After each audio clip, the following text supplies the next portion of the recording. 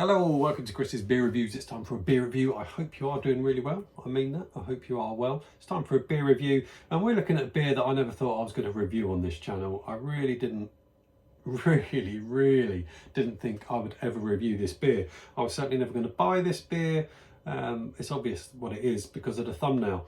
It's MADRÍ, and yeah, like I say, I was never going to review this beer. I was never going to buy this beer, but it was given to me. Is this the first time I've had it? It's going to be a no. I was given it a week ago, but I cannot remember what it tastes like. I'd had a couple of other beers at this point and then a few more after, so I can't actually remember what it tastes like. So effectively, this is the first time I've actually properly tasted it. And the reason I never wanted to taste it is because it's just a made up beer. It's made to be, you know, a Spanish beer. MADRÍ EXCEPCIONAL from Madrid, or El Ama de Madrid, and then on the side it says experience the soul of Madrid. You're never going to experience the soul of Madrid from MADRÍ because it's an absolutely made up beer. It has no origins in Spain. Is it Heineken, this one? Or Moors? Yeah, it's... God, my eyesight is terrible. Molson Coors, you know, it's got no heritage to Spain. This beer is not a Spanish beer.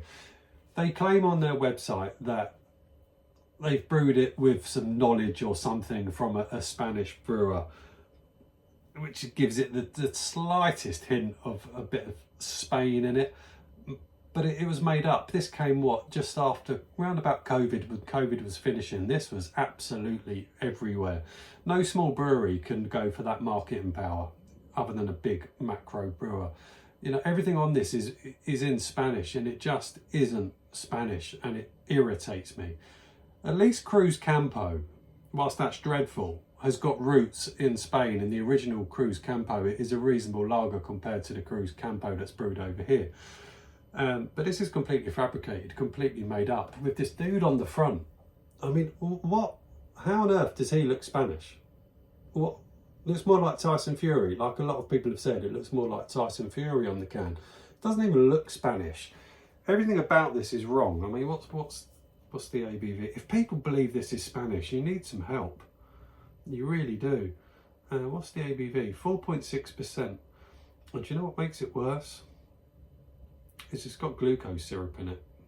Ingredients: water, barley malt, wheat, barley, glucose syrup, hops. Glucose syrup. It's such lazy brewing. No lager needs glucose syrup in it. No lager whatsoever needs glucose syrup in it. I mean, I'm 3 minutes in and I'm just ranting, which kind of tells you that I'm already going to be biased about this.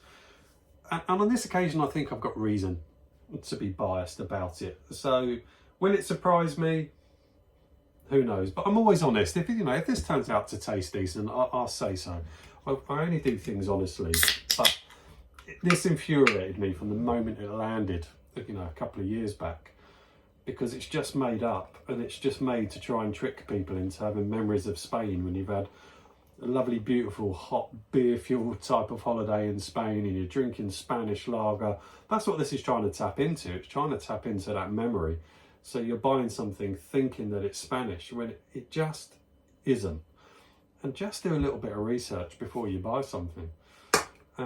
You know, it's fairly cheap, I'm guessing, but there it is in the can. MADRÍ EXCEPCIONAL. The fact that it says that experience the soul of Madrid is just... There's a QR code above it, so maybe that takes you to something else to do with Madrid, but everything about that is trying to make you think that that is a Spanish lager, and it absolutely isn't. It's brewed in the UK, it's got glucose syrup in it. I've said that enough. There it is. Looks all right. Let's have a sniff. Oh, it just... I'm not being biased. I am biased, but I'm trying not to be. I mean, it just smells awful. It just smells sweet. Nasty sweetness. No hop kind of smell in it. No malt to it. Just smells sweet and nasty. Let's taste it. Come on. Cheers. I could be surprised.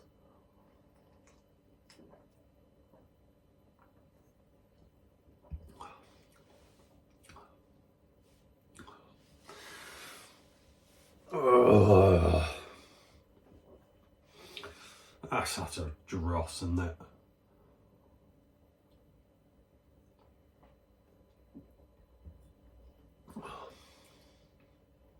It's just pants. That is utter filthy pants. It's not as bad as Cruz Campo, but that's no compliment. It's syrupy, it's glucosey, you get that. It's metallic. And it's not crisp. A lager should be crisp and refreshing, and it's not crisp. It's not crisp because it's full of glucose syrup, which just whacks in with sweetness that takes away any crispness. It's just pants. It really is. But it's bloody everywhere. It's got no real body to it. It's got carbonation. Whoopee. Oh, it has got carbonation. It's fairly flavourless. It just gives me the hump. These things give me the hump. It's just big macro brewers just trying to take the absolute... I try not to swear on my videos, but they just try and take the pee out of us. They try and make out or treat us like we're stupid, trying to tell us that that's Spanish lager. It isn't. Spanish lager is not the best lager in the world. Let's just have that right. The Spanish lagers that you get in Spain, they're not the best, but they're okay.